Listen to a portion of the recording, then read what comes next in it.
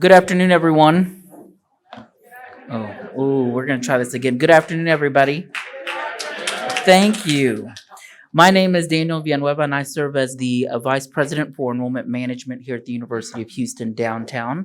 And as you all know, last week we kicked off our Hispanic Heritage Month, as well as Hispanic-Serving Institution Week. So we are delighted that you all have joined us for today's presidential lecture series. We have been intentional in programming today's event. I want to first and foremost give thanks to Dr. Liza Alonso and Jay Zambrano. If you'll both stand and receive a warm round of applause.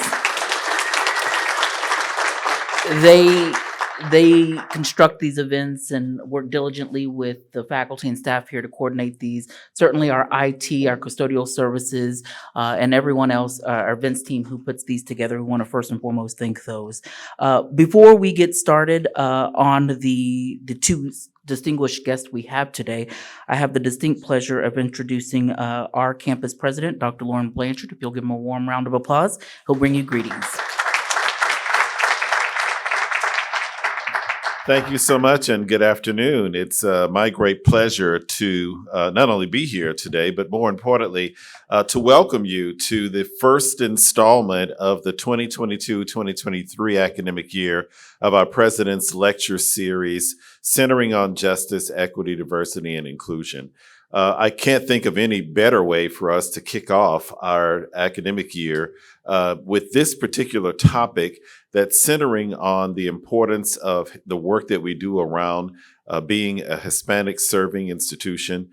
You've already heard Dr. Villanueva mention that it connects beautifully with the fact that we are celebrating Hispanic Heritage Month, but also because if you take a look at our student success agenda, this squarely fits in beautifully with the work that we're trying to do with the emphasis on the S.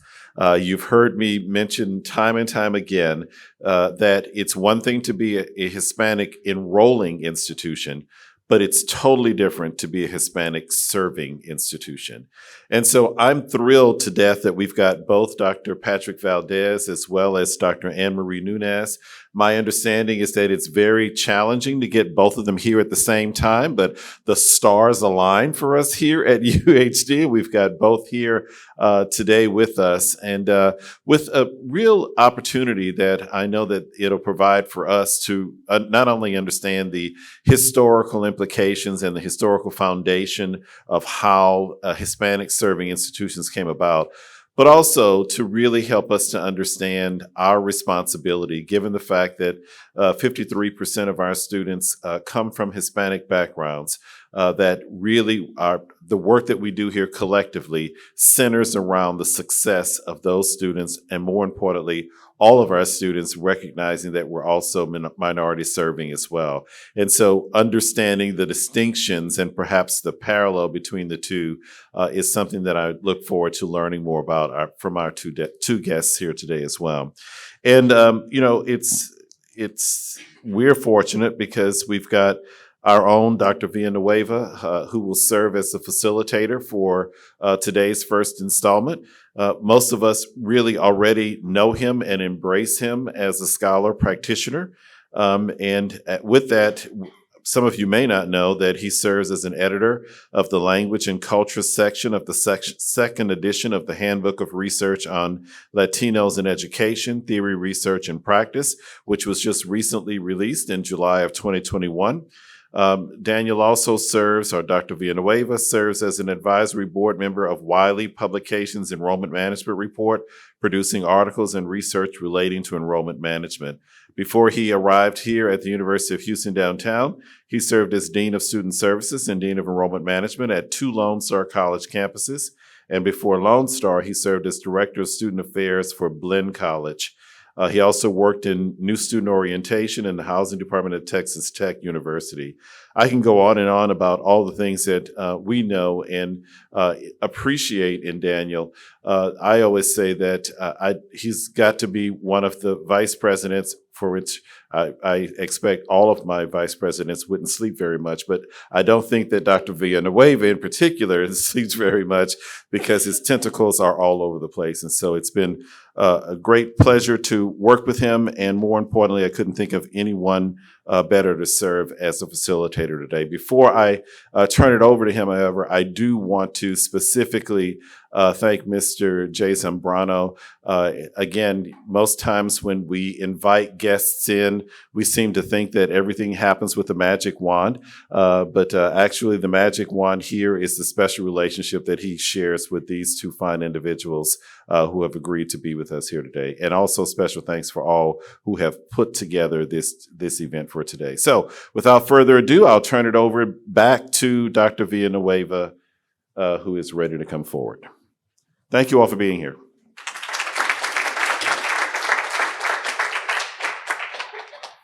Thank you, Dr. Blanchard.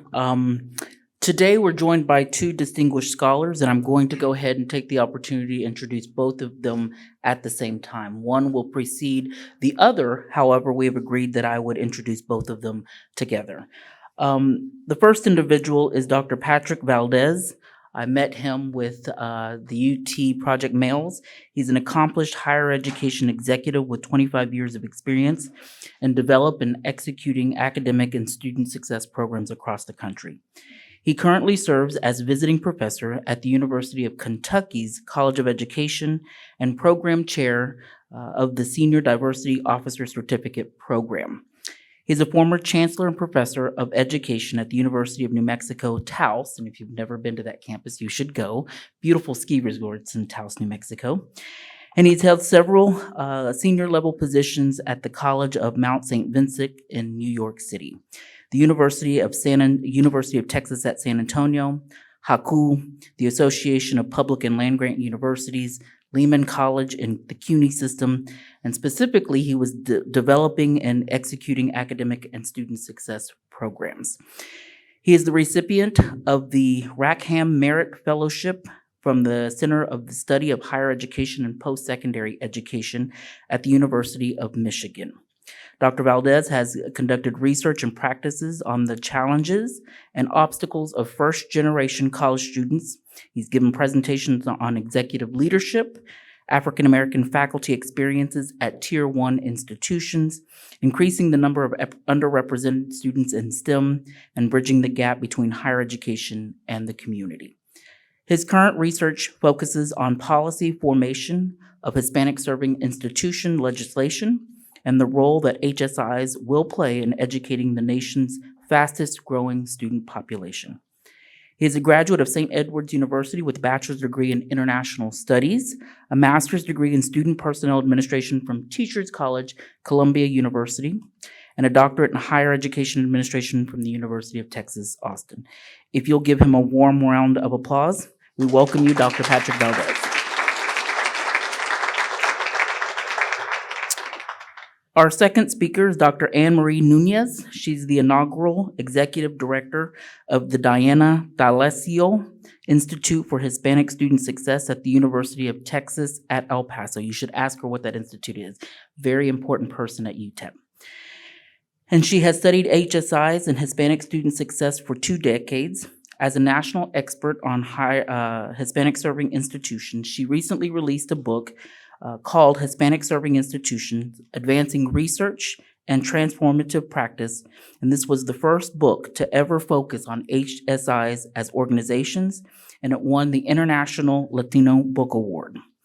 In 2021, she was identified as a Stanford Elsevier Scholar Index as being among the top 2% of scientists in the world.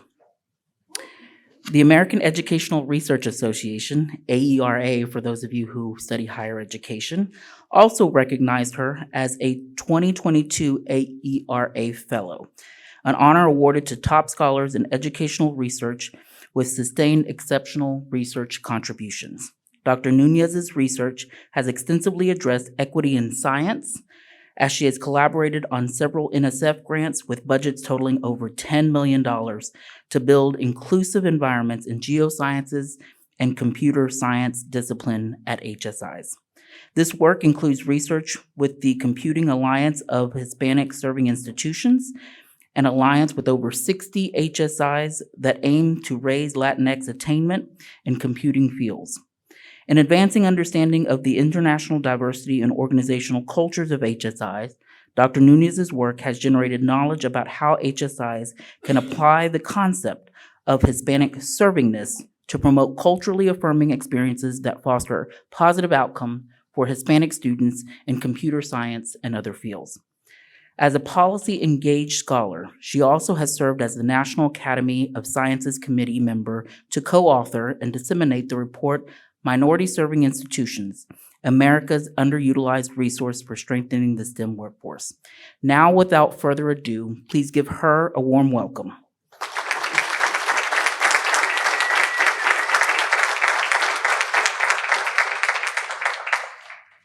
At this time, Dr. Valdez, if you'll come forward to begin your presentation. Thank you all so much.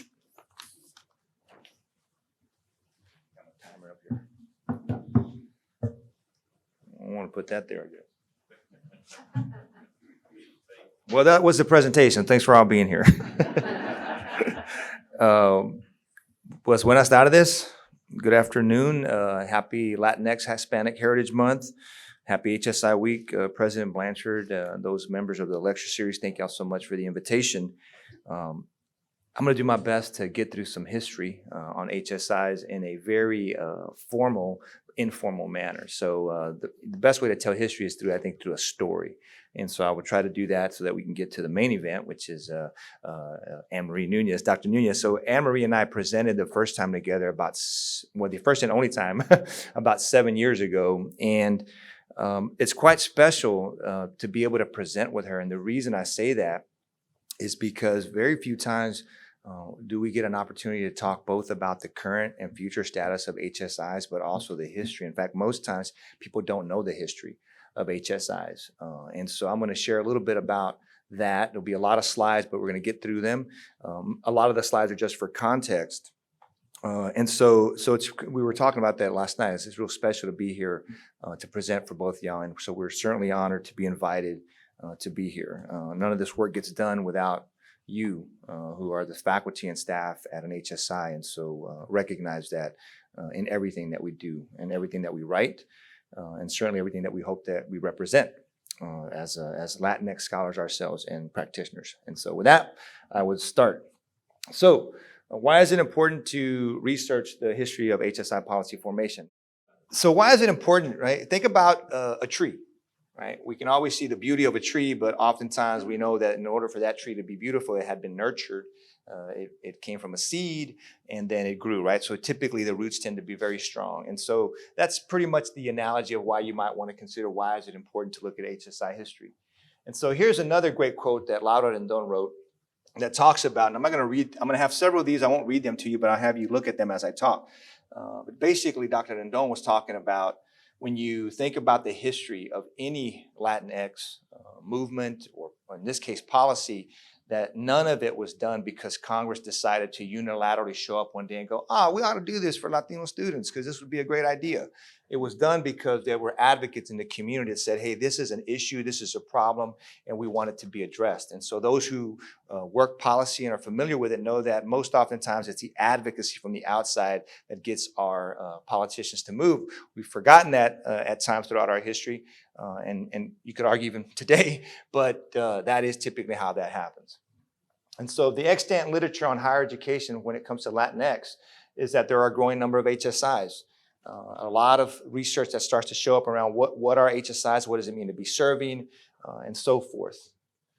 And a lot of this occurred after 1992 because it was the first time that we'd ever seen, or that HACU had coined the phrase HSI, Hispanic-Serving Institution. But very little analysis of this exists of the HSI policy formation. Like, well, where did this come from? And so that was my area of curiosity. And I think Daniel had mentioned that, or Dr. Villanueva mentioned that I had worked for HACU. When I was at HACU 20 years ago, working there, I would ask this question often and nobody could answer it. At HACU, how did we get to HSI legislation in 1992? And nobody really knew. And part of the reason is what Dr. Rendon said. We don't capture our histories as Latinos. We don't tend to share those histories and be proud of them.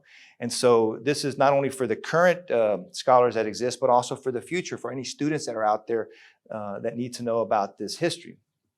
So the history itself is the period before 1992. So how do we know that this history exists? Well, we started looking at all of these executive orders, congressional databases, and so forth, House bills, Senate bills, and et cetera. And then we go, whoa, from 67 to 1977, there were some Latinos that were actually testifying before Congress. But what were they testifying on?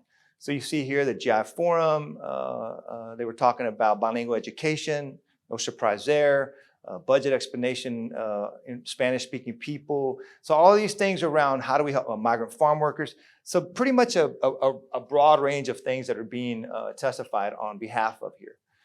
And so again, this continues. Some of y'all may recognize Imaje, they're SAD. Some of these organizations still exist. Some of them were around for a short period of time and then went away. And so not to age myself or age anybody here, but I know some of y'all know some of these organizations.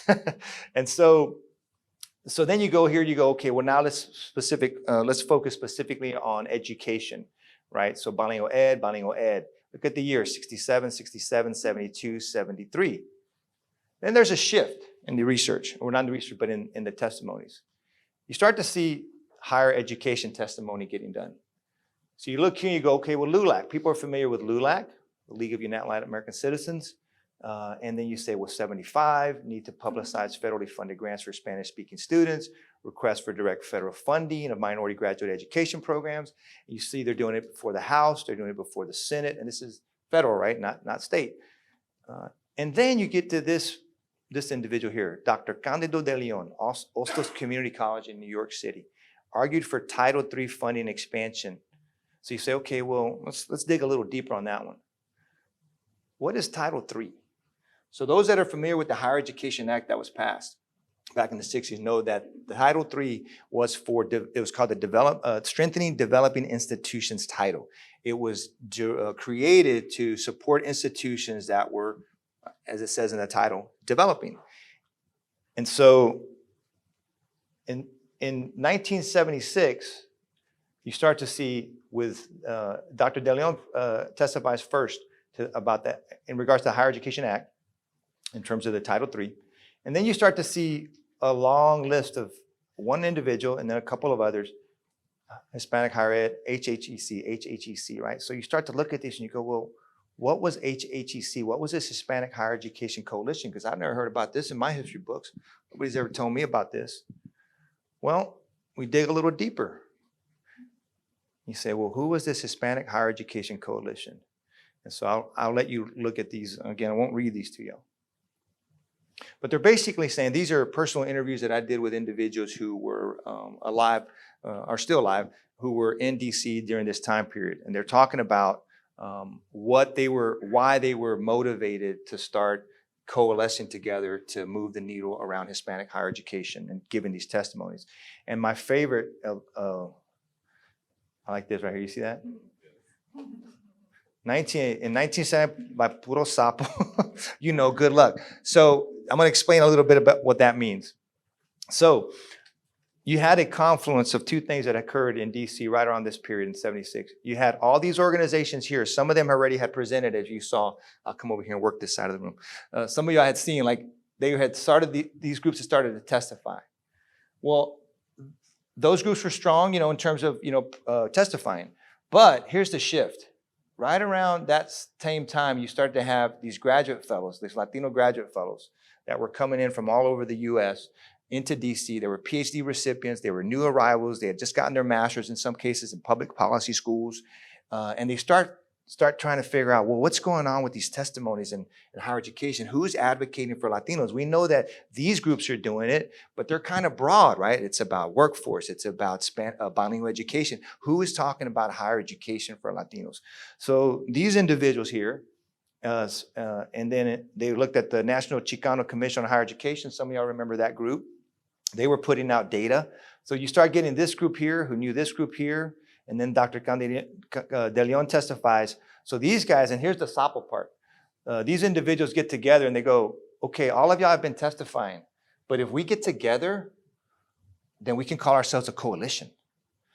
And if we're a coalition, then it's better and easier for us to go to our representatives and say, hey, we need to testify before the Higher Education Committees on the Higher Education Act, because we're here. and nobody's been really doing it when it comes to higher ed. So when the SAPO part is like literally, they were like, hey, do you work at Imagen? All right, well, we're getting together, so can we be a part of it? Okay, great, let's be a coalition. So these two groups get together. And then they understood the policy process. So remember, you had these organizations that were in DC that were civic organizations that were representing Latinos. And then you had this new group, right, that understood the policy process because they had been educated in these ways. So they start identifying Latinos throughout the country, and they start bringing people together. And they say, okay, well, how do we then coalesce to make sure that we can move this needle? Because you have to have a space to go. So this is how they started to move the needle. So remember I talked about Title III. So Title III, 1965 Higher Education Act, strengthening, developing institutions. Well, they start thinking about the institutions that they went to college at, or the ones that are back in the places that they're located. Now, at this time, most of these Latinos were either from the New York City area, because you had the Puerto Ricans who had long been there, and some of the Dominicanos, but mostly Puerto Ricans. And then you had mostly Mexican Americans because you had the Southwest. So again, you have to remember, put this in the context of the 70s. So you had these groups. And so they said, well, if Title III was created to strengthen developing institutions, then the institutions that are under-resourced, that are serving large numbers of Latino students, which were mostly community colleges at the time, and even still, they go, well, then we should qualify for Title III monies. These institutions should qualify. And the ambiguity part was that the belief at the time, and you see here, they say developed institutions by tradition had been mostly black colleges, which became HBCUs, historically black colleges and universities. But in the 60s, remember, put all of this in the context of the period. In the 60s, the understanding was, well, this money would largely go to black colleges in the South. So, but it didn't expressly say that. And so they go, well, if it doesn't expressly say that, then we should be able to qualify for some of these monies too. So they start to kind of advocate in this one area of Title III. So Title III was ambiguous, and they found an opening there. They said, we want to move forward here. They also went this direction. They said there's very few Latinos that are representing us on any of these government committees and any of the offices that are deciding where this money goes.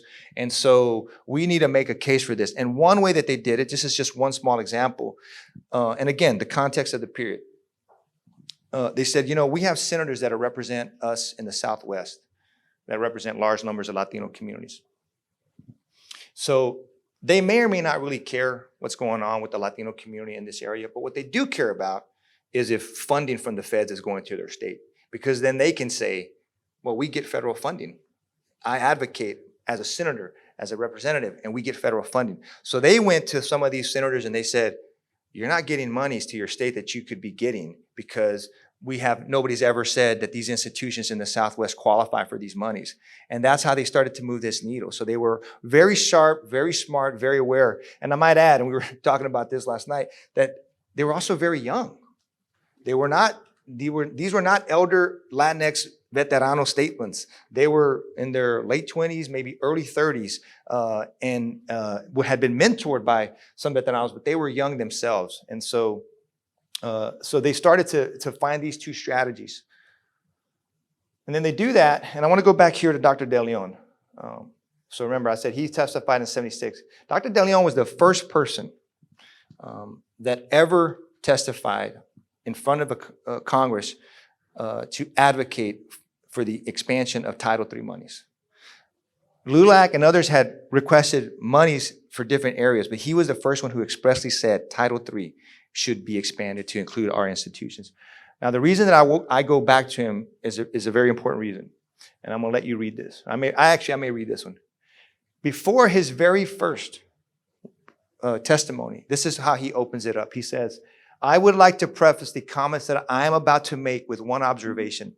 I think that it is unfortunate that in our presentation of the views, it may appear that the views of one group are necessarily against the views of another group. I want to clarify that before we start, I support all of the comments that have been made about the need for the Southern Black institutions and the excellent job that they have done. My comments are directed to making sure that the constituents which I have in my community, which are primarily Puerto Rican, are able to receive just as much support as everyone else is receiving. So if for any reason, anything that I say is misunderstood to be an attack, I would be happy to clarify that later. Why do you think he had to make that statement? Because what happens in policy when you have a limited amount of resources? Groups are then pitted together to fight against a small amount, as opposed to saying we should just make it bigger. So he was being very clear and very strategic here and saying, I'm not coming here to say we should take monies away from the Black Southern schools or the HBCUs. I'm just saying that we also have a need for monies for our institutions. So how do we work together to do this? And so there's a lot of behind the scenes that is taking place. But I always want to point that out because I think that it shows a real awareness. Again, think about the time period of what was going on in the U.S. in the 70s and where we had come from. And so I think that it's nice to acknowledge that this was never, because that's usually the first thing that happens in policy for people that are in the dominant group. They turn the two lesser groups in terms of their eyes against each other. So this is a recognition of saying, we don't want to do that. So how do we understand HSI legislation? I did this timeline that I think really kind of helps elucidate this. So before we look at this history, right? So if I'm being honest, if I ask you to say honestly what you knew about Hispanic-Serving institution policy formation before you came into this room, the chances were you knew that legislation was passed in 92. You've heard of HAKU, and you know that HAKU existed. It came about in 86. You may have known that there was an access to higher education hearing in 1982, and you may have known that the HEA was passed in 65. And then in 1998, we created Title V, which now all federal HSI monies come from. And then there's the present, 2013. I stop at 2013 for a reason, and that's because Dr. Nunez's research picks up right in that area, as does a lot of current HSI literature, picks up right around 2013. But if we take into consideration what was just shared, then it looks like this. You say, well, 1992, but in 79, 82, 84, and 85, this coalition is testifying before Congress to expand Title III. And you know that this coalition started around 78, and you know Dr. De Leon now testified, and you know that it's all related to the Higher Education Act of 1965. Now, here's a big one. So in 92, when the HSI designation was formed, it was the first time that we said it's a 25% and we coined HSI. But it wasn't the first time that we had put in the Higher Education Act that you would qualify if you were a percentage of. And what I mean by that is in this iteration of the Higher Education Act, 85, 86, they actually put in there, if you're a 25% Hispanic designation, then you qualify for these monies. We don't recognize that one as the moment of when it happened. We recognize 92, but this is actually the first time that it was ever changed in that legislation. And that's important, and it's important. Why? It's important because when you go here, the first organization that you go to is HAKU, because HAKU is the one who pushed it across the finish line. And you should. I worked with HAKU. HAKU is a great organization. But if you don't recognize this group here, and you don't recognize this change, and then it dismisses all the work that came before HAKU and all the individuals who worked hard to make that legislation even happen in the first place. And that's really what this history is all about. And it's really important to share that history. So as I start to wrap up here, you think about the legacy of these individuals, right? This early advocacy. It says, we clearly identify Latinos as an emerging national interest with some specific ideas about how to help our kids. We were all ambitious, but we were sort of vague in our ambition. Like, how great is that? I mean, what a great quote. But look at this, our kids, right, which equals our students. It's always been about the students. And their first iteration, I didn't put it in here because it's a little bit more technical. When they first said we should have an HSI designation, well, they didn't say HSI. They just said we should be sending more monies. They actually had said these institutions should have a percentage of Latino faculty members. They should have collaborative agreements with the local community, in some cases with 2-year institutions if they're a 4-year. I mean, they wrote this all out of what this should look like. In many ways, what we continue to talk about today in terms of what it means to be servant, they actually created that blueprint. But none of that gets done in policy, right? Like, you've heard the saying, like, how the sausage is made, right? When it comes to policy, you don't want to know. So none of that gets added in. But they did get big enough to at least get the 20% and then eventually the 25%. And this is important for everyone, but mostly the young people in the audience. Public policy is so amorphous, and sometimes people think that public policy gets created in Congress. Well, it doesn't. The Congress acts on what citizens bring to them, and it really gets documented. But we Latinos need to have the same history of record so that generations later will know who the pathfinders were and the people who charted the course when there was no course to be charted, when there was no road to be followed. And that is my presentation. And again, we had to get through a lot, but these records, I'll close on this, these records, all of these testimonies, all of the things that I've shared exist. They exist in the congressional record, they exist in the congressional library, and they've always existed there. We have just failed to look at it and to research it. But they're there, y te los entrego. Thank y'all so much.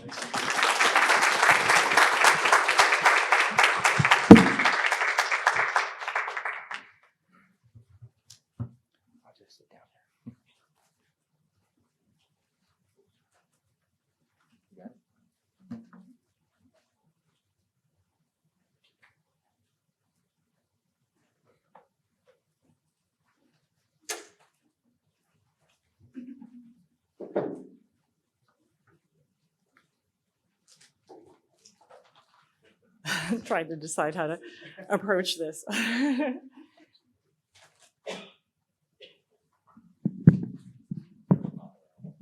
have to pop it out like this. Okay.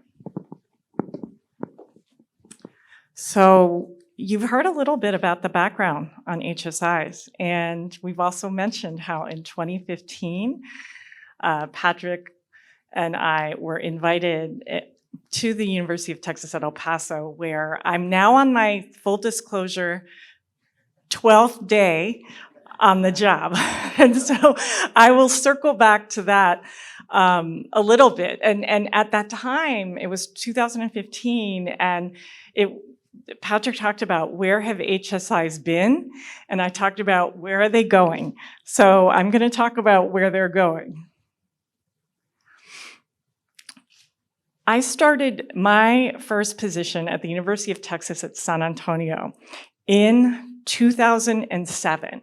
And when I had been doing research on Latinx student success. And so when I got there, I said, all right, I want to be a good faculty member in this institutional context. Let me go look at what has been written about HSIs and organizational culture.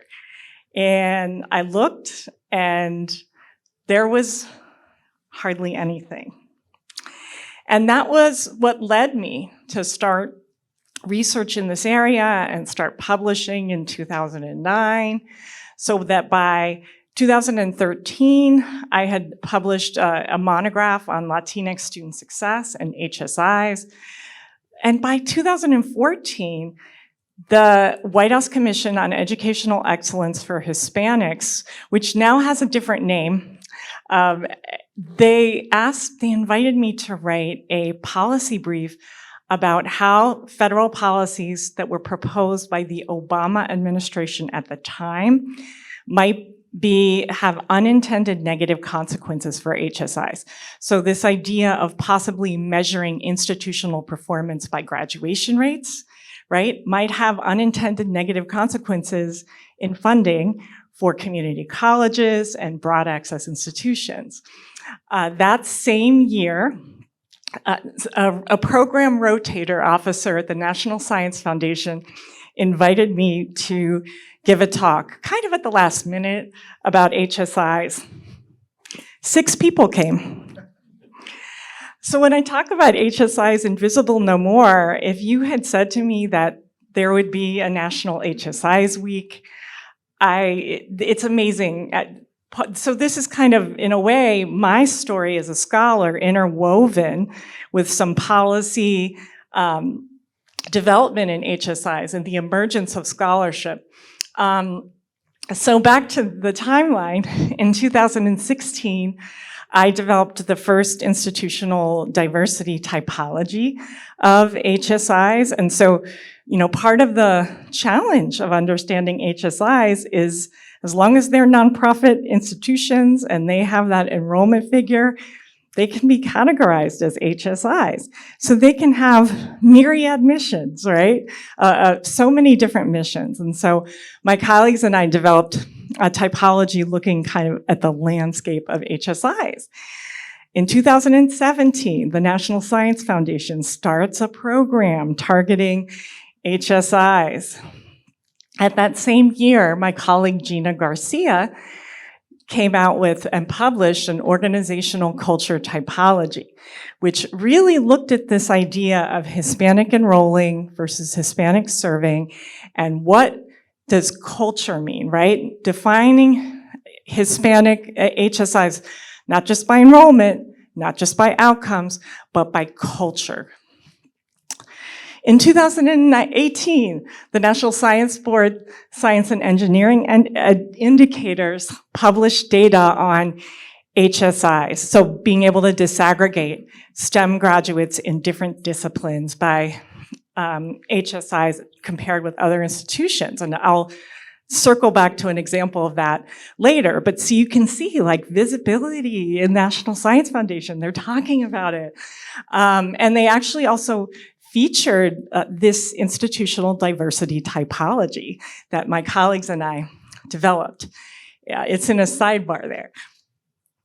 In 2019, I was invited to be a co-author on a National Academy of Sciences and Engineering report about minority-serving institutions. And actually, up to this year, I would say, since I have been helping NASEM distribute that report. And I think part of what the National Academies wanted to do was increase visibility of HBCUs, HSIs, tribal colleges and universities, and their contributions to the workforce. And so what we talked about it on Capitol Hill when the pandemic hit. We had webinars and town halls with institutions that were minority-serving institutions to highlight what they were doing. Meanwhile, in the scholarly world, Gina Garcia, who wrote the organizational culture typology, another colleague, and I, in the highest impact journal in educational research, published a synthesis of what we called servingness. So what does the S mean in HSIs? We set out to do this by reviewing all educational research articles, looking at the themes. And so that was what was great about publishing it in a high impact research journal was that it just sort of legitimizes scholarship on higher ed institutions, right? And it's now made it into National Science Foundation program calls that, our work is being cited there. And so just kind of giving teeth to what servingness means, grounded in the scholarship. So I'm going to continue. So this idea or reality, HSIs are leading the nation in inclusive opportunity in STEM and beyond, as are other minority-serving institutions. So in 2018, the Computing Alliance of Hispanic-Serving Institutions, which I'm going to turn to later, becomes one of the first 5 NSF Includes Alliances funded. And so this was a national program to promote diversity in STEM fields.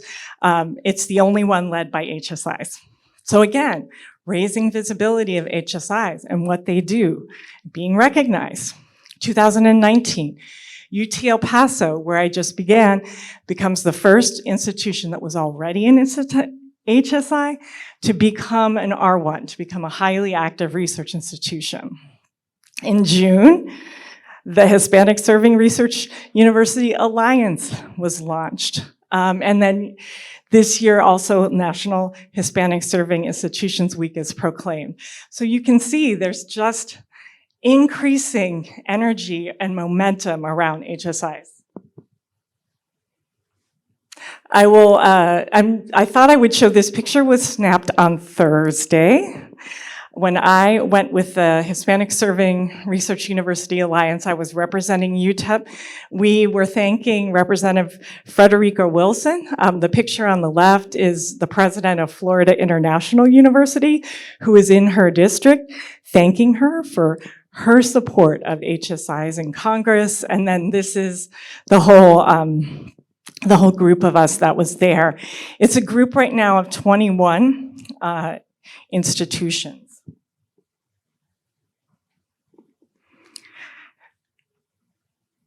So servingness, what is Hispanic servingness anyway? What is the S in HSIs? What should it be? When we try to just characterize it really briefly, an organizational identity that not only promotes Hispanic students' outcomes, but does so in ways that affirm and support Hispanics' cultural and familial backgrounds. A really, really key fundamental proposition is that student success must go beyond individual responsibility to focus on organizations and systems of higher education. So going on Capitol Hill and advocating, trying to get more resources, you know, at that sort of macro level, but also at the micro level with programs. Let me just go back to this. A lot of times when I'm giving this talk, we have this chart of what Hispanic servingness means, and I wanted to, just for time's sake, I wanted to just continue. That being said, if any of you have questions about the model of servingness or the framework, I'm happy to answer those in narrative form or happy to share the article with you. So in educational research, sometimes our mentors or we tell our students, show, don't tell.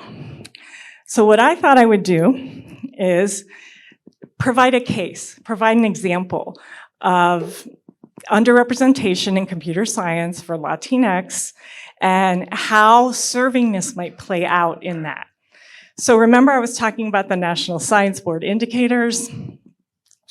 So this is looking at current for the most recent data we could get. 21% of post-secondary undergraduate enrollment was Latinx in 2018. That year, among all bachelor's degree fields, in bachelor's degrees in computer science, 11% were earned by Latinx. So that was at all post-secondary institutions. But 40% of the bachelor's degrees at HSIs were earned by Latinx, which was up from 2016.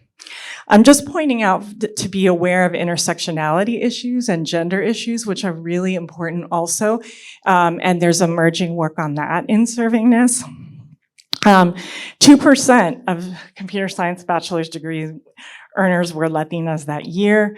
And you can see that, again, with domestic graduate students, and I mean that because the National Science Foundation often directs its programs to domestic students and faculty, 8.7% in the whole country were Latinx.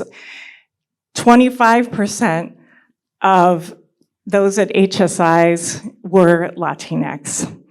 And you can see the faculty representation is very low, about 1 in 50. This is at all ranks. And I think, 3%. But you can look at the low figures, and you can still see the intersectionality, the challenges with gender within race. So how to infuse Hispanic servingness into one of the least diverse disciplines in higher education? Computer science, I think bachelor's degrees earners that year, I was just talking about women. So women in general, 18% of bachelor's degree earners. And so this is on top of the other statistics that I was sharing with you. So I'm going to talk about the case of Kasi. It was formed in 2004. It was first funded in 2006. The University of Texas at El Paso led it, and that's the website. Now it has grown to 60 plus HSIs. It includes community colleges. It includes research institutions, those that have become HSIs, because more are. And then 30 other partners at least, industry, nonprofits, and federal funding. So these are the goals. The vision is to serve as an integrated voice to shift discourse and increase support for Latinx in computing, and then also to raise the Latinx share of computing credentials to 20% by 2030, which would roughly be at parity with that 21% that I was showing you earlier, and with projections of the census in terms of the share of the Latinx population. So I'm going to talk about my research, and then how it can serve as an example of how to promote servingness in computer science. So for those of you social scientists, this was a qualitative multiple case study. And these are the characteristics of it. So how do CASI departments enact organizational behavior that promotes student success? How do they enact servingness? And this is among the first research to focus on the department, the discipline, and the institution in computer science. My colleagues and I conducted 4 campus site visits to CASI institutions in different regions around the country. And I have to say this. Our last day of data collection was March 12th, 2020, which was the day that the pandemic was declared. So they were all in person. 102 interviews with stakeholders ranging from presidents to provosts to deans to students to staff to faculty, so that we could elicit many perspectives. 69 observations of classes, faculty meetings, professional club meetings, document reviews of issues like curricular sequence.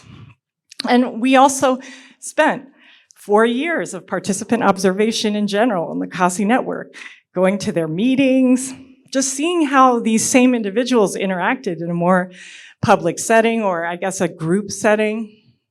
And then with the qualitative analysis, we reviewed the transcripts, the interview transcripts, and our notes for themes, for just comparing what we saw and trying to look at themes.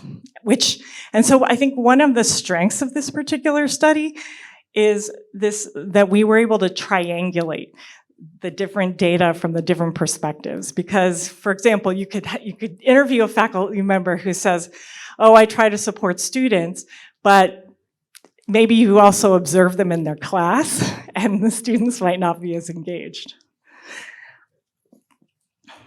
So I'm going to talk about 3 themes that emerged, and there's so much that we're writing about right now, but I'm going to talk about 3 themes.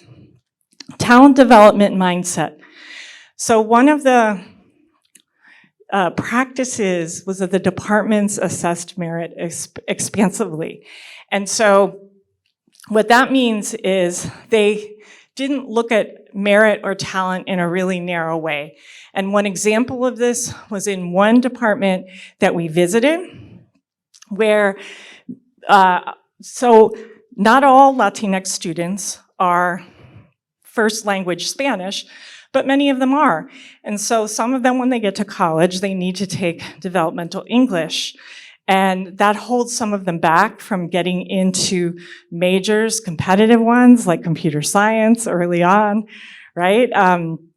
So at one institution, they waived that requirement. They waived the requirement that the student had to complete developmental English before they took classes for credit in the major.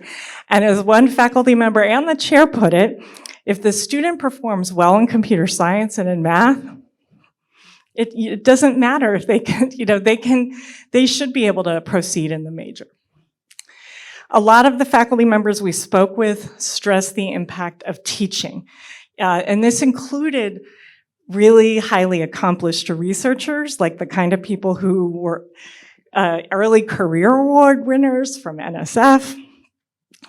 When we were observing classes, and this is also from the interviews as well, the sort of theme of infusing flexibility into teaching. So one of the faculty members said, I try in computing to teach students that it's okay to fail and to try again. That's part of it, that you keep trying. Multiple ways to express an answer. And so in one class, an instructor who didn't speak Spanish saw that a Latinx student was struggling. And he said, talk to your neighbor, and let us know what the answer is that you come up with. Letting students express themselves in the language that they felt most comfortable. And again, that's thinking about merit expansively, right? That there are different ways of arriving at an answer. Peer mentoring and collaborative learning. Understanding Latino students' backgrounds. So that a lot of them have families, a lot of them work. And so how to tailor pedagogy in that way.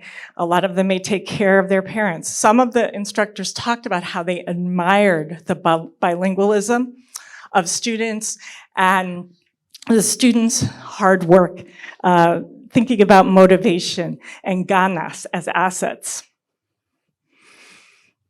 The second theme, and I think this is the second dimension of the framework in the published servingness framework, creating structures for serving. How does that look like in a department? So we found department stakeholders trying to put the student at the center of, for example, resource allocation. So maybe they would find matching funds, from the institution, and maybe matching funds from a more general STEM program, and facilitate their faculty to be able to draw on those, along with maybe computer science specific funds, right, from the department, to be able to enable students to conduct research with faculty over the summer.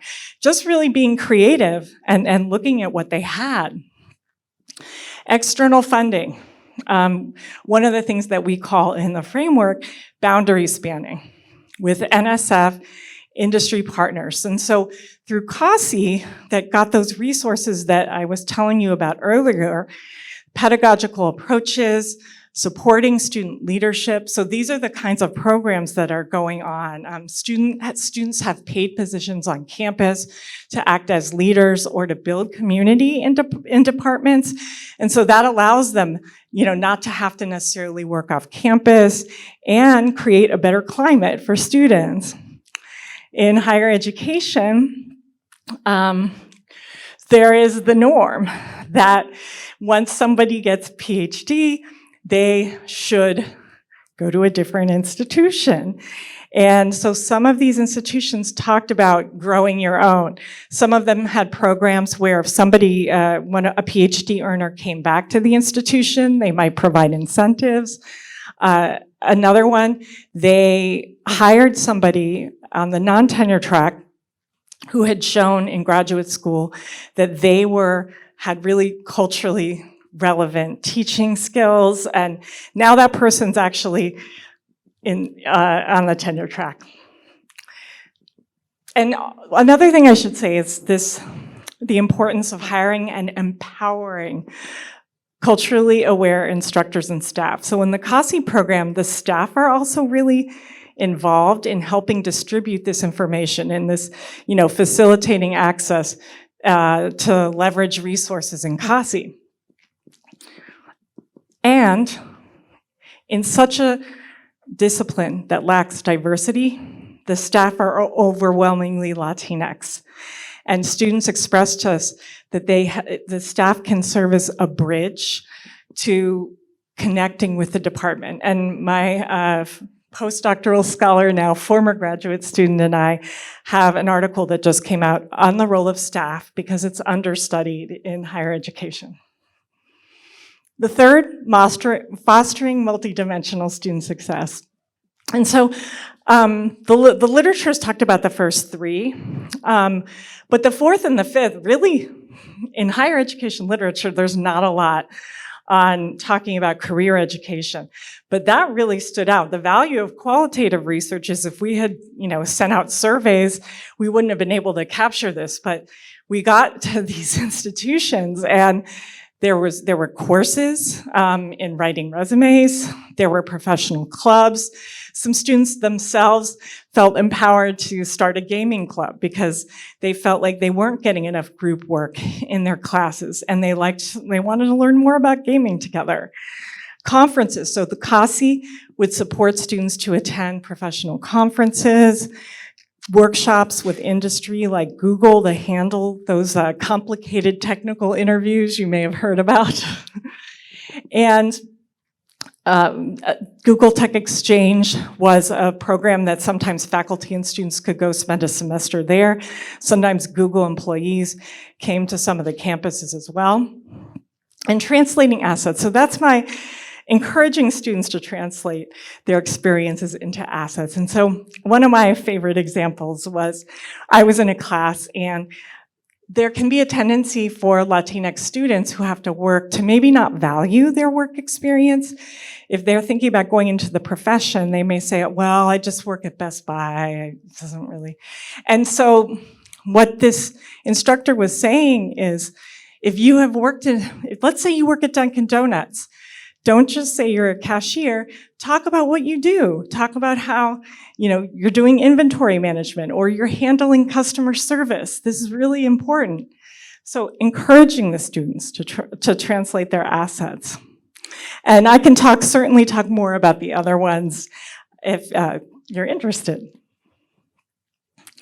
So CASI demonstrates the power of interinstitutional partnerships to develop inclusive excellence. And as the NASEM report that I co-authored talks about, a lot of times models to diversify science, that's an example I'm using, are located in research in predominantly white institutions with predominantly white samples. I'm going to be honest, when we were working on that report, we couldn't find a lot of research that was conducted in MSIs. And that's partly because MSIs are less well-resourced, so they had probably fewer resources to be able to evaluate and conduct research. But what happens is a distorted picture of knowledge and models because they're not based on the institutional realities of many of these students or these students' experiences. So it's important that HSIs can learn from one another and not just imitate all that's available out there, predominantly white institutions, and honestly, programs that often get touted simply because of that emphasis. The importance of engaging multiple kinds of HSIs. Looking at the diversity of HSIs, how can community colleges partner with four-year HSIs to better promote pathways? How can research universities, this is one of the things we're working on right now in a new NSF grant as of 2022 that focuses on graduate education and faculty. How to build inclusive cultures at research universities, particularly at research universities that might just have become HSIs.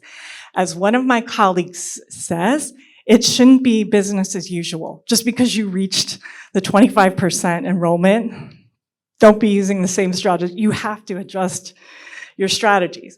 And so what we're hoping with the emerging research on HSIs is that it clarifies and refines practice and policy and understanding of how to promote equity in educational attainment and realize the potential of what HSIs can do. So I just want to conclude by talking a little bit about my new position, because this is a national resource that's emerging on HSIs. And so where Patrick and I did our presentation was at the University of Texas at El Paso in 2015. Diana Natalicio invited us to come and present. And, again, showing what a forward thinker she is in convening. There were several presidents of HSIs there. And so she passed away almost a year ago to the day. And the current president said she wouldn't have, well, let me say this.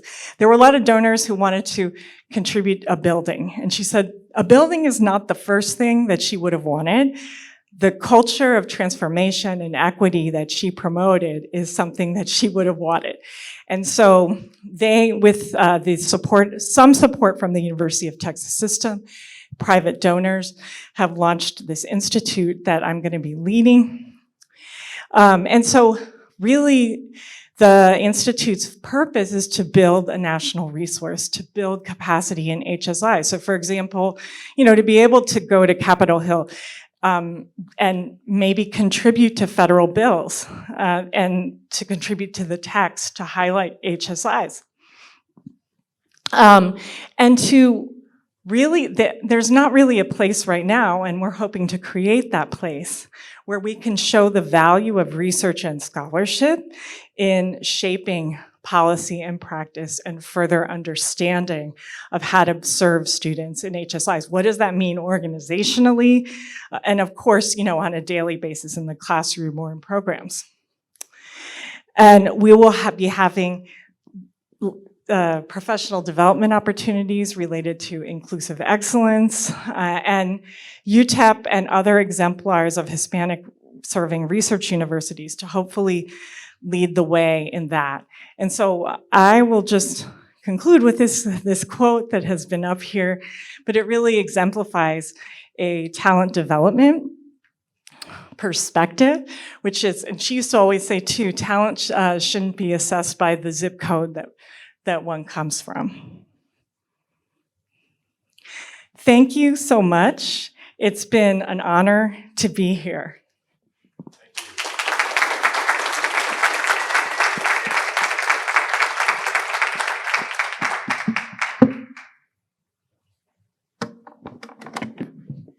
Thank you so much. We are at 1 p.m., but we will take a question or two before we conclude today's event. I want to thank both of you for coming and presenting on the history of HSI and, of course, your important work and the role that it has played as we move HSIs forward.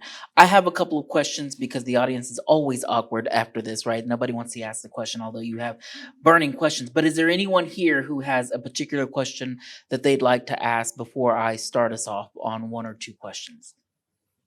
I know Wendy does. I was going to call on you whether you raised your hand or not. Wendy, if you'll come to the mic, they need to hear you on Zoom.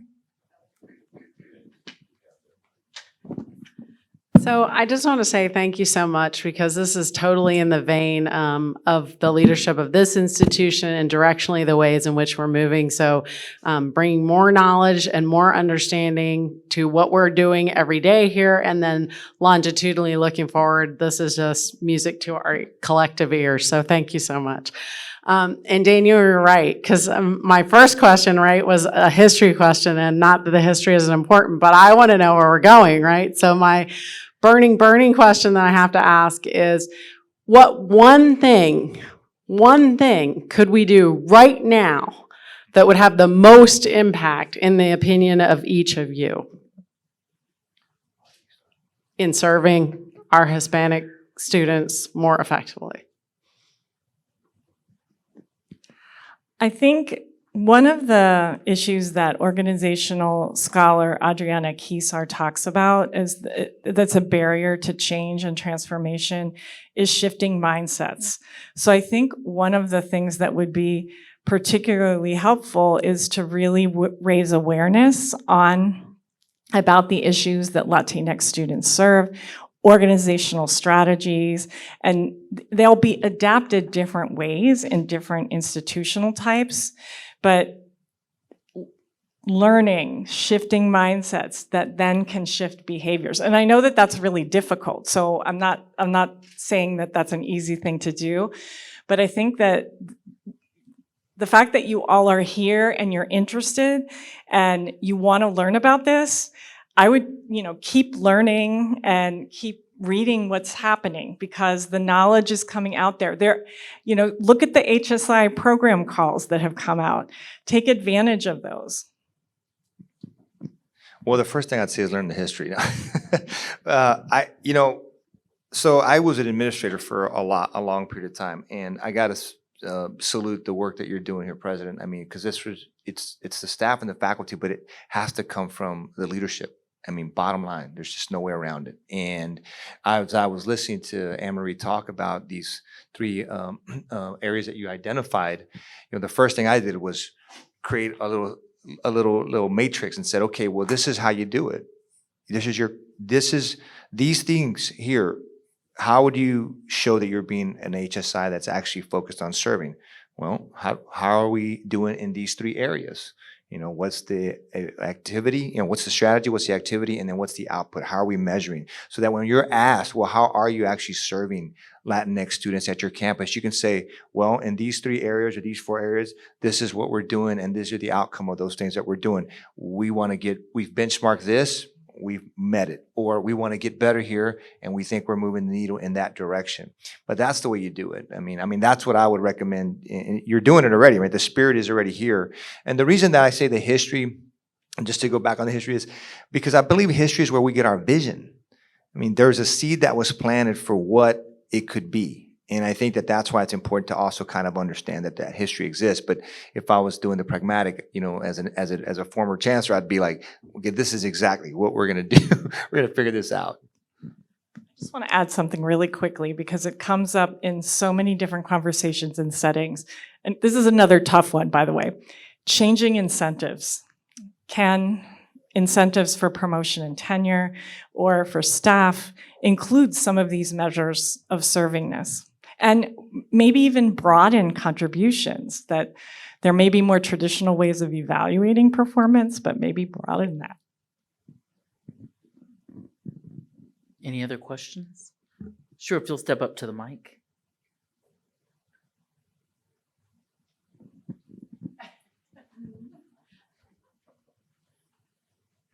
Hello, everyone. My name is David Ramirez. I'm a student here.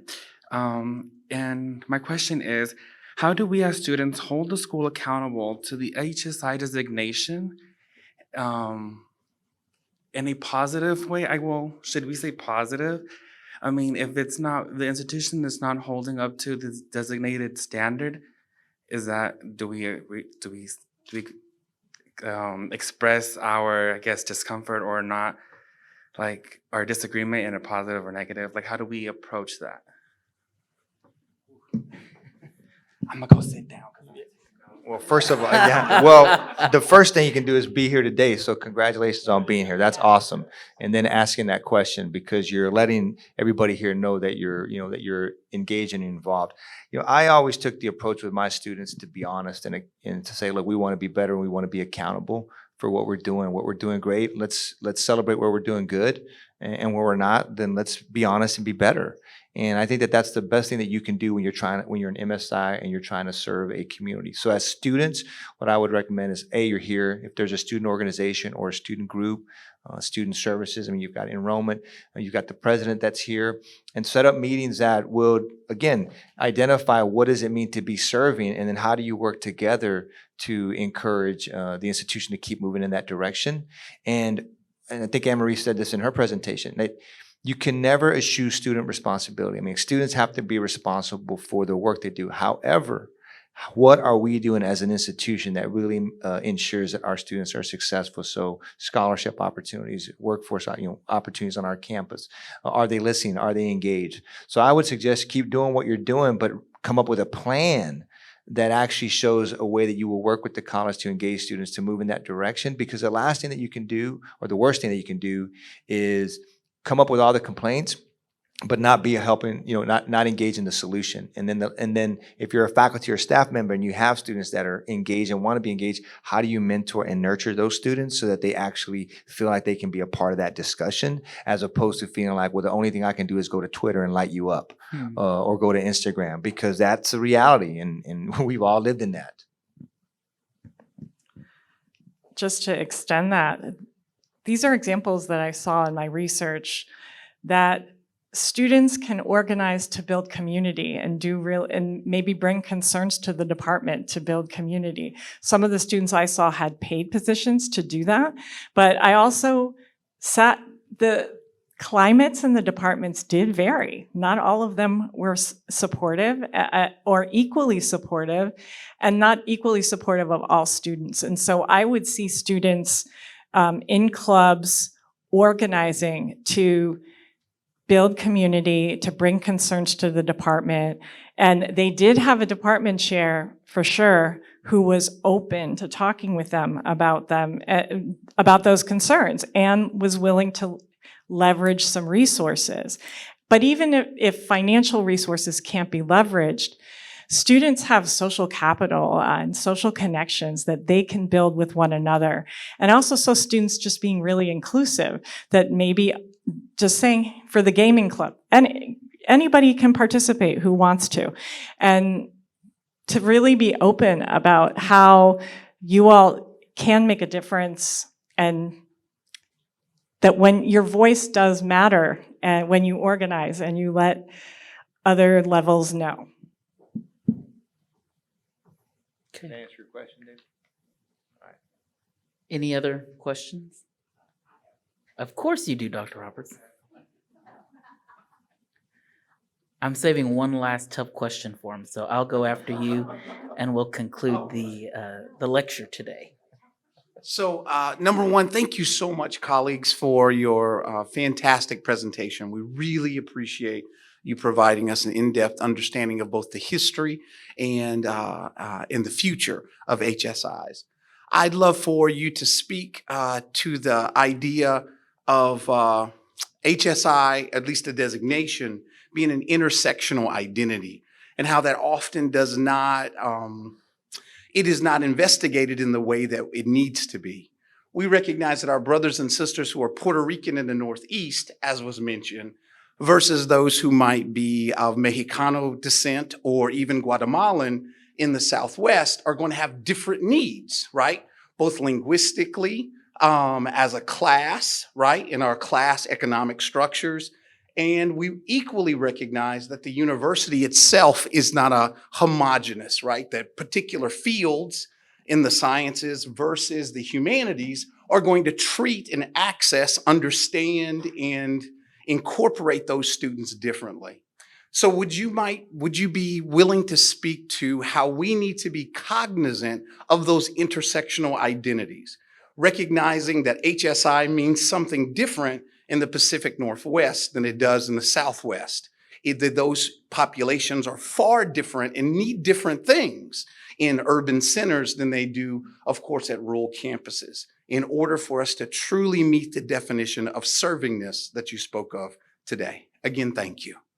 Well, I thought I had a hard question. Go ahead. We'll take turns. Yeah. So one of the strategies that was part of departmental personnel that I actually have other presentations that I talk way more about is collecting data on progress. And so all of these departments are collecting data on student enrollment and student progress in the major, which brings me to intersectionality. They're collecting it on gender within race as well as race. And so they're able to then understand, since they're a multi-institutional partnership, they might share their data and say, what department's doing really well with Latinas? What can we learn from that other department? I know, as someone who's worked a lot with federal data sets, that it is difficult to disaggregate data by ethnic subgroup among Latinx.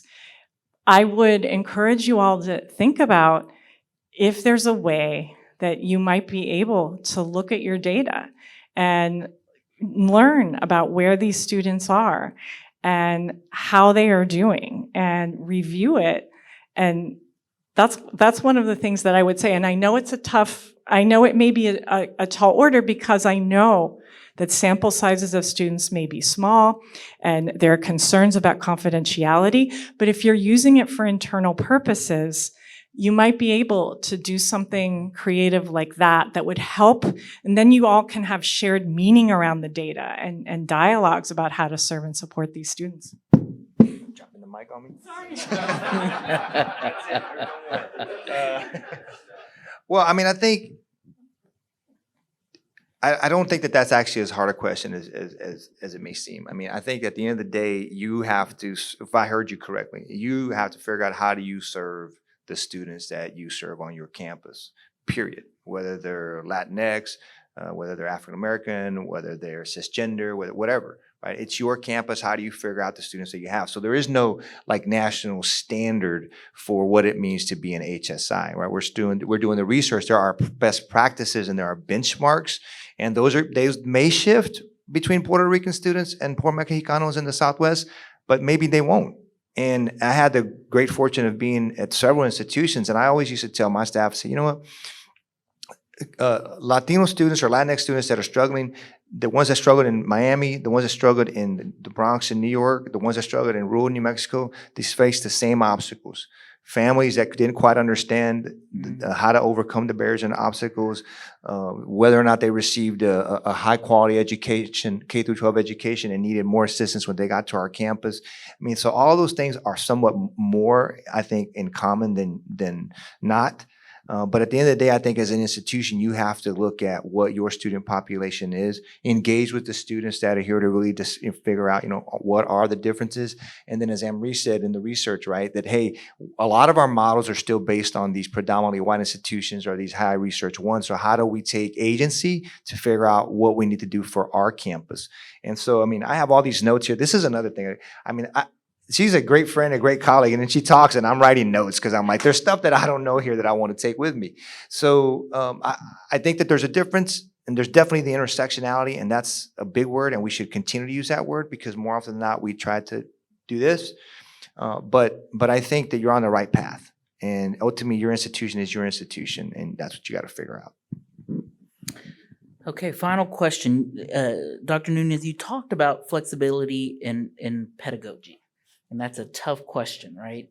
But as higher ed scholars, when we look back at the history of higher education, we think about its foundation and creation back way when it started. No one can argue how offensive the statement might be, but it was built for wealthy white men, right? That's what higher education was originally built for.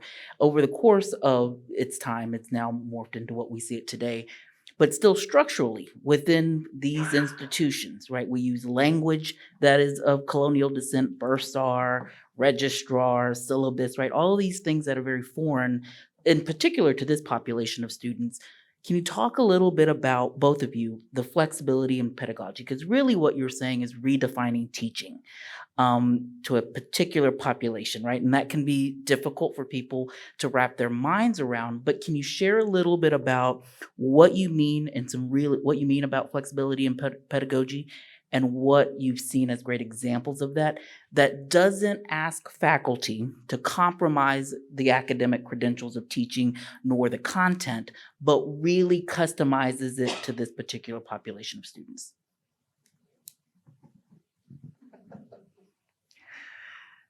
As you were asking this question, a quote from my study from a high-ranking administrator, and this speaks to the importance of top-level leadership, said about their faculty, we have to serve the students we have, not the students we want, not the students that we think we have.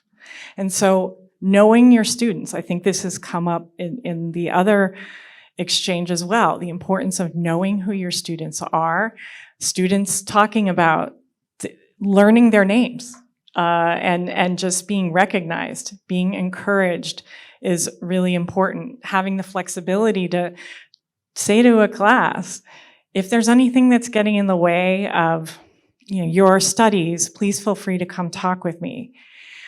Another example that I saw was faculty being willing to have office hours at times that their students might be able to come. And so I saw faculty having office hours on Saturday, for example. Another issue, this was before the pandemic. Some faculty spoke about allowing their students to come to labs at different times and trying to understand if their students didn't make it to class. I mean, so that's flexibility in terms of understanding the needs of the students and allowing students, for example, to take tests on technological platforms, which may not seem so unusual now, but at the time, when there was more in-person teaching, it was. So I would say that those are all examples of ways in which faculty can enhance how they connect with students.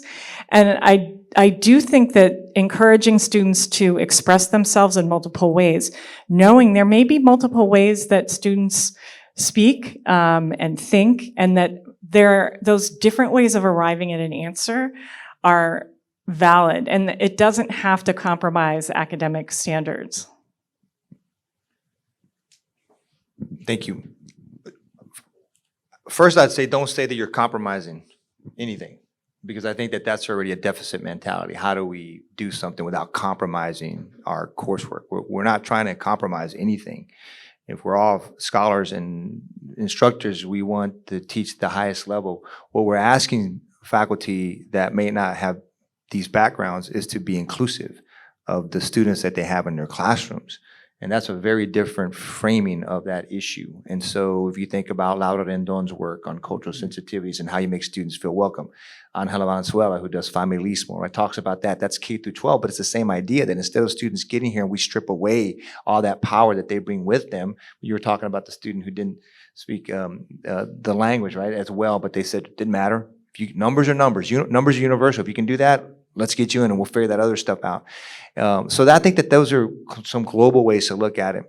In terms of pedagogies, I mean, if you have a teaching center or a faculty development center, how do you sponsor workshops that talk about making your curriculum or your teaching more inclusive of the students in your classroom?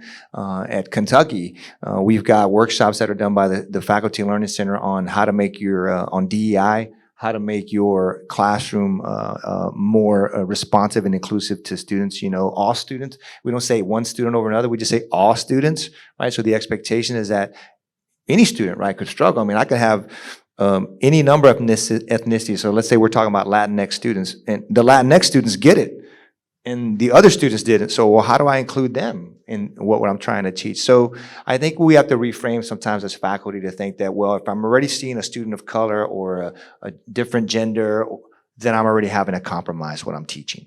And that's not the way to approach it. It's to look at it from a more additive, positive perspective. Thank you so much, both of you, for your answers, and thank you all for being here today. We are unfortunately out of time, but we appreciate you coming. I hope it's okay if I invite them, if you have personal questions, to step up and ask them personally. We do need to get a picture, is that correct, Dr. Alonso, with the president before he departs? But we appreciate you on behalf of the president, the administration here at UHD, and our students, faculty, and staff. Thank you so much for being here. Thank you all so much for joining us today. Thank you all.